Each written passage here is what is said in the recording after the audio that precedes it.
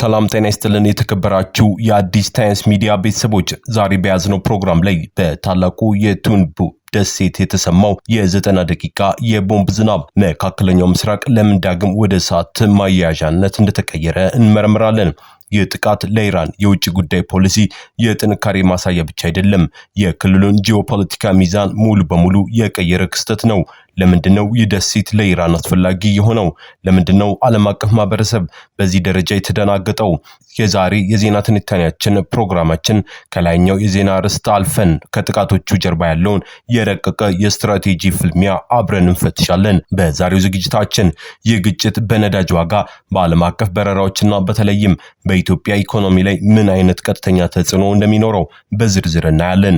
ይህ ዘገባ ቀድሞ የነበረውን የተኩስ አቁም ስምምነት ለምን እንደጣሰ እና አሁን ወዴት እየሄድን እንደሆነ የሚፈትሽ ነው።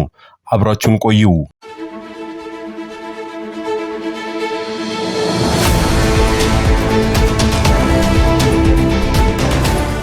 የመካከለኛው ምስራቅ ውጥረት ሲነሳ ሁሌም የመጀመሪያው ጥያቄ አሜሪካና ኢራን ለምን ይጣላሉ ነው።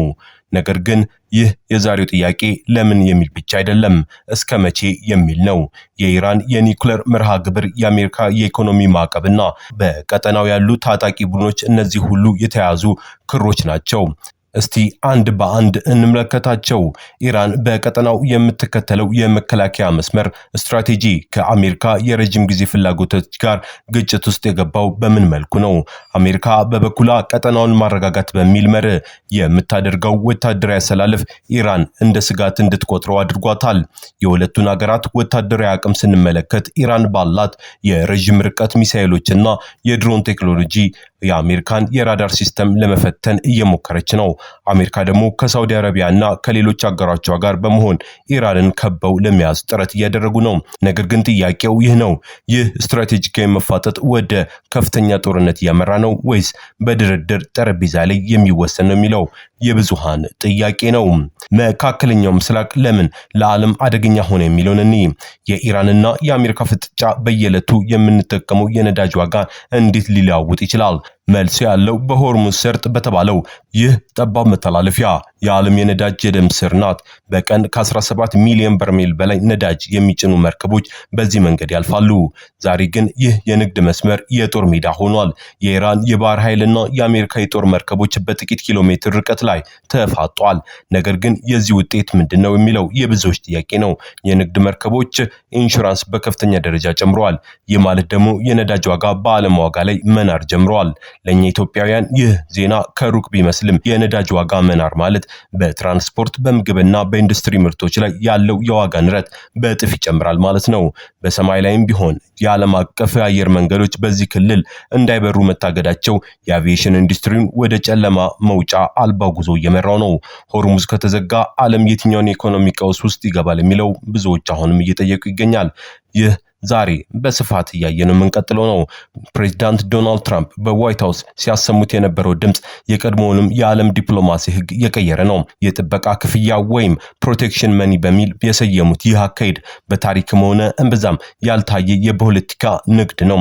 ትራምፕ እንደሚሉት የአሜሪካ ወታደሮች የክልሉን ሀገራት ነዳጅ ለመጠበቅ ከሆነ የሚሰሩት የክልሉ ሀገራት ለዚህ ጥበቃ መክፈል አለባቸው። ይህ አነጋገር የሳውዲ አረቢያን፣ የተባበሩት አረብ ኤሚሬቶችን የ1.9 ቢሊዮን ዶላር የጦር መሳሪያ ግዢ ከዲፕሎማሲ ጥምረት ወደ ቢዝነስ ስምምነት የቀየረም ነው። ነገር ግን ጥያቄው ይህ ስምምነት ሰላምን ያመጣል ወይስ ይበልጥ ያባብሰዋል? ኢራን ድርድሩን እስራኤል ጥቃቷን እስካላቆመች ድረስ እንደማትቀበል በግልጽ አስታውቃለች። ታዲያ መካከለኛው ምስራቅ ወደ ድርድር ጠረጴዛ ይመለሳል ወይስ ሶስተኛው የዓለም ጦርነት የሚያመራው አደገኛ መንገድ ላይ ነው? የዘርፉ ተንታኞች እንደሚሉት በፓኪስታንና በሌሎች አደራዳሪ ሀገራት የተደረጉ የተኩስ አቁም ሙከራዎች የከሸፉት መተማመን ስላልነበረ ነው። እንግዲህ የተከበራችሁ ተመልካቾቻችን የፖለቲካው ጨዋታ እየተለወጠ ነው። አሜሪካ፣ ኢራን፣ ሳውዲ አረቢያ የሁሉም ሀገራት ፍላጎት ተጋጭቷል። ይህ ሁሉ ጥረት ደግሞ የሚያርፈው በተራው የዓለም ሕዝብ ትከሻ ላይም ነው እየተባለ ነው። ወደ ወታደራዊ ገጽታ ስንመጣ ሁኔታው ከዲፕሎማሲ ወደ እውነተኛ የጦር ሜዳ መሻገሩን እናያለን። በቅርቡ በኩዌት የሚገኘው አልሳሊም የአየር ኃይል በጆርዳን የሚገኘው አልዛራቅ የአየር መከላከያና የነዳጅ ዲፖ በኢራን ሚሳኤሎች ተመተዋል። ይህ ቀላል ጥቃት አይደለም። ኢራን የአሜሪካ መገኘት በክልሉ ካለ የአረብ ሀገራት መሰረተ ልማት የዓለማችን አካል ነው ስትል በግልጽም አስጠንቅቃለች። በሌላ በኩል የየመን የሚገኙ ሁቲ አማጺዎች ከቴህራን የሚተላለፍላቸውን ትዕዛዝ በመፈጸም የባቢል መንደምን የመዝጋት ስጋት ደቅነዋል። ይህ ማለት በቀጥታ የግብፅንና የአውሮፓውያንን የንግድ መስመር የማወክ አቅም መፍጠር ነው። የአረብ ሀገራት መከላከያ ኃይሎች በድንጋጤ ውስጥም ናቸው። የተባበሩት አረብ ኤምሬቶች፣ ሳውዲ አረቢያና ሌሎች የባህረ ሰላጤ ሀገራት አየር ክልላቸውን ዘግተው የበረራ ስረዛዎች እያደረጉ ነው። ከ1200 በላይ በረራዎች በአንድ ጊዜ መሰረዛቸው የክልሉን ኢኮኖሚ ከሞላ ጎደል ሽባ አድርጉታል።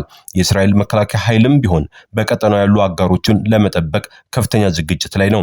ይህ ወታደራዊ አሰላለፍ ከሰሜን እስከ ደቡብ የክልል ሰማይ በራዳሮች በድሮኖች የተሞላ አድርጎታል። ግጭቱ በአንድ ሀገር ላይ ሳይሆን በጠቅላላው በመካከለኛው ምስራቅ ላይ እየተስፋፋ መጥቷል። የክልሉ ሀገራት ከጦር መውጣት ወደማይችሉበት ሁኔታ ውስጥም ከቷቸዋል። የተከበራችሁ የቻናላችን ቤተሰቦች ለዛሬ የያዝንላችሁ ትንታኔ እዚህ ላይ እንቋጫለን። መካከለኛው ምስራቅ አሁን ካለበት አስከፊ ሁኔታ አንጻር ነገሮች ወዴት ያመራሉ የሚለው ጥያቄ የሁላችንም ስጋት ነው። የኔታንያሁ የኒውክሌር ማስጠንቀቂያ፣ የትራምፕ የኢኮኖሚ ግፊትና የኢራን የበቀል እርምጃ እነዚህ ሁሉ ወደ አንድ አደገኛ መጋጠሚያ እያመሩ ነው። ይህ ጦርነት ወደ ሶስተኛ የዓለም ጦርነት ያመራል ወይስ በድርድር ይፈታል? የኢኮኖሚ ቀውስ በዓለም ላይ ምን ያህል የከፋ ጉዳት ያስከትላል? እነዚህ ጥያቄዎች የሚመልሱት የመጪዎቹ ሳምንታት ወሳኝ ክንውኖች ናቸው። እኛም በአዲስ ታይምስ ሚዲያ እያንዳንዱን እርምጃ በቅርበት እየተከታተልን መረጃ ለእናንተ ለማድረስ ዝግጁ ነን። ለዛሬ ያዘጋጀንላችሁ ትንታኔ ይህንን ይመስላል። እናንተስ በዚህ ጉዳይ ላይ ምን ታስባላችሁ? ግጭቱ በድርድር መፍትሄ ያገኛል ብላችሁ ታምናላችሁ ወይስ ሁኔታው ይበልጥ ይባባሳል? አስተያየታችሁን በኮሜንት መስጫው ላይ አጋሩን። ቪዲዮን ከወደዳችሁት ላይክ በማድረግ ለሌሎች እንዲደርስ ሼር አድርጉ። አዲስና ወቅታዊ መረጃዎች በፍጥነት እንዲደርሳችሁ ቻናላችንን ሰብስክራይብ አድርጋችሁ የደወል ምልክቷን መጫን እንዳትረሱ። ስለተከታተላችሁን ከልብ እናመሰግናለን። በሌላ ቪዲዮ እስከምንገናኝ ድረስ ሰላም ለሁላችሁም።